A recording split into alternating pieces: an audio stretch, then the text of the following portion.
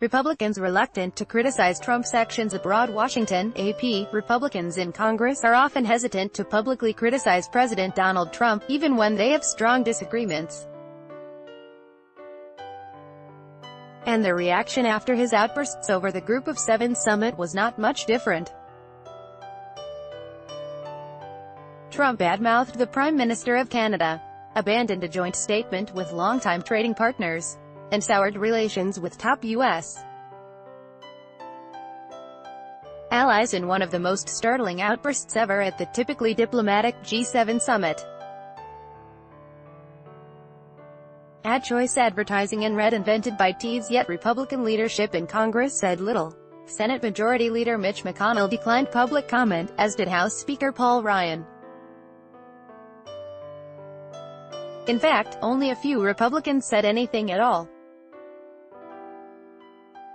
Advertisement: "There's just some movies you don't want to see again," said Senator Pat Roberts, Arcon. It was what it was. Sen. Mike Rounds, RSD, said he wanted to know what provoked Trump, saying the president doesn't usually attack first, but is more of a counter-puncher. Still, he doesn't like that kind of language anytime. "It's better if we keep those kinds of comments and those arguments with friends, in private," said Rounds. That left the heavy mop-up mostly to others. The ailing Sen. John McCain, RREs, rarely one to shy away from a fight, tweeted criticism directly aimed at Trump. "To our allies, bipartisan majorities of Americans remain pro-free trade, pro-globalization. Americans stand with you, even if our president doesn't." Retiring Arizona Sen. Jeff Flake took issue with Trump's trade advisor's remark that there is a special place in hell for world leaders who cross the president. Flake tweeted, "Fellow Republicans, this is not who we are.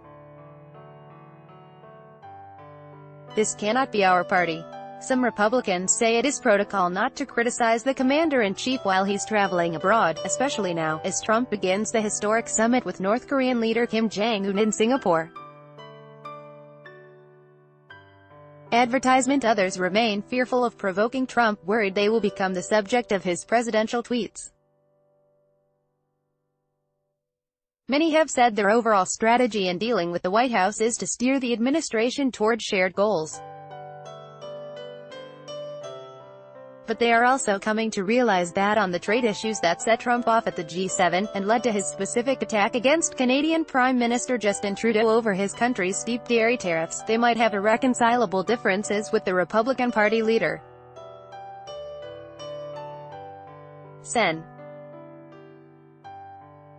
Lindsey Graham, RSC, said Trump won the presidency by tapping into a protectionist strain that's increasingly popular in America, and around the globe, and it's calling into question the GOP's long-standing preference for free trade and open markets. "I'm not sure a majority of Americans believe that globalization and free trade is in our interests," Graham said on ABC. Graham said he and McCain still believe in trade, but "I'm not sure most Americans agree with John McCain and Lindsey Graham." Still, some senators are trying to push back. A group of Republicans is struggling this week with legislation from Senator Bob Corker, R10, and Sen. Pat Toomey, RPA, to prevent Trump from imposing tariffs on steel and aluminum imports in the name of national security. Trump called Toomey overnight Sunday from Singapore for a 20-minute conversation on trade.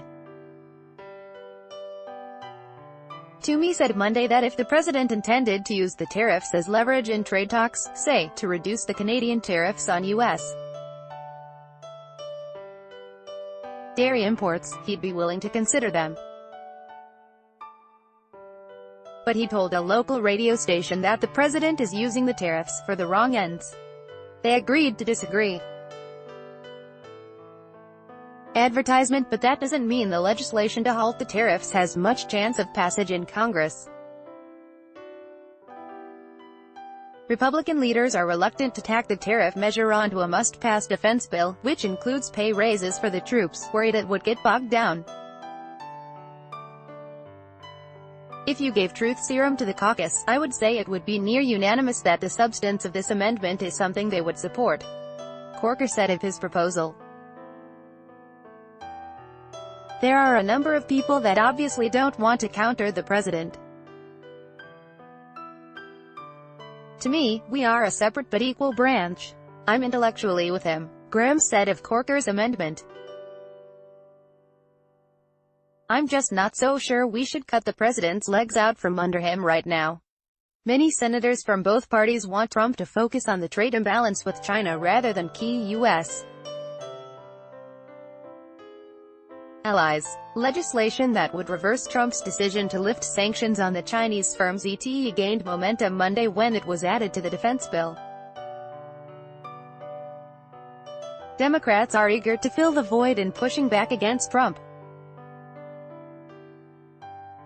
Senate Minority Leader Chuck Schumer, DNY, criticized Trump's call for Russia to rejoin the G7.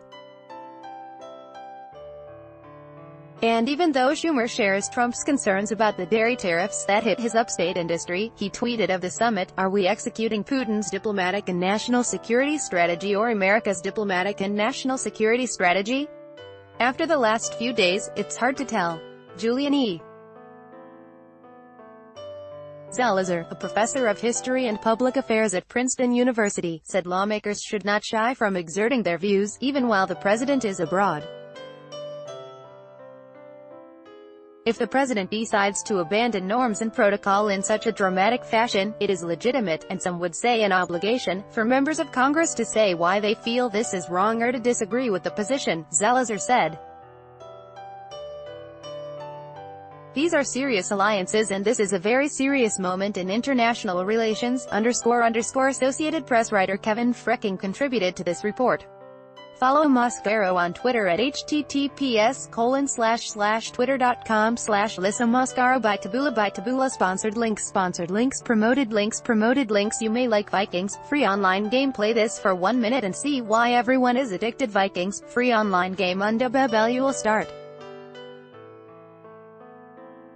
speaking a new language in 3 weeks thanks to this app made in Germany. Babel und Dofar.